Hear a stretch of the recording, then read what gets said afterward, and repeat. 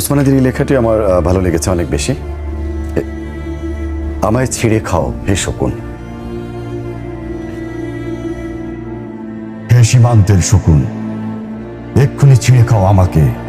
হে Atlantic ইরিগল, শিগগির খুবলে খাও আমাকে।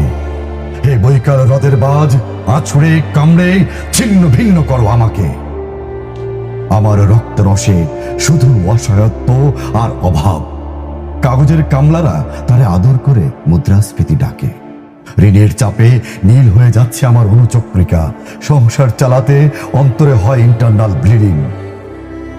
সংসার চালাতে অন্তরে হয় ইন্টারনাল ব্লিডিং।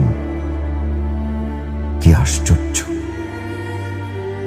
তবু আমি মরছি না। ওদিকে দুদকের ভয়ে আত্মহত্যা করবারও সাহস পাই না আমি। খোদাকে বললাম আমি মরতে চাই। তিনি বললেন, বেঁচে আছো কে বলল? সহস্রাব্দ উন্নয়নের সাক্ষী হিসেবে রাজা তোমাকে মমি করে রেখেছেন। বাজারে দীর্ঘশ্বাস ফেললে নাকি রাজ্যের ভীষণ বদনাম হয়। রাজারও মন খারাপ হয় খুব। কোতোয়ালরা ফরমান জারি করেছে আমাকে সারাক্ষণই হাসতে হবে, নইলে দেশি কুকুর ও বিদেশি মাগুরকে একবেলা ভালো মন্দ খাওয়ানো হবে আমার মাংস দিয়ে। নিত্যদিন ব্রয়লারের ভুঁড়ি নাকি ওদের ভাল লাগে না।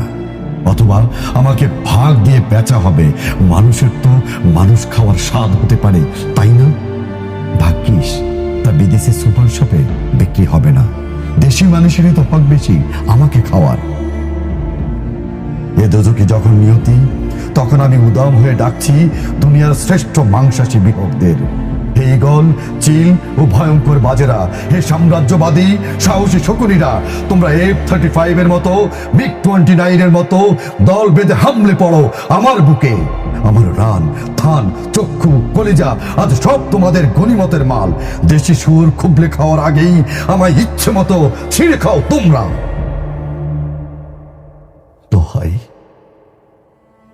দোহাই, শুধু মস্তিষ্কটা খেও না আমার, তাহলে শীঘ্রই দাস হয়ে যাবে।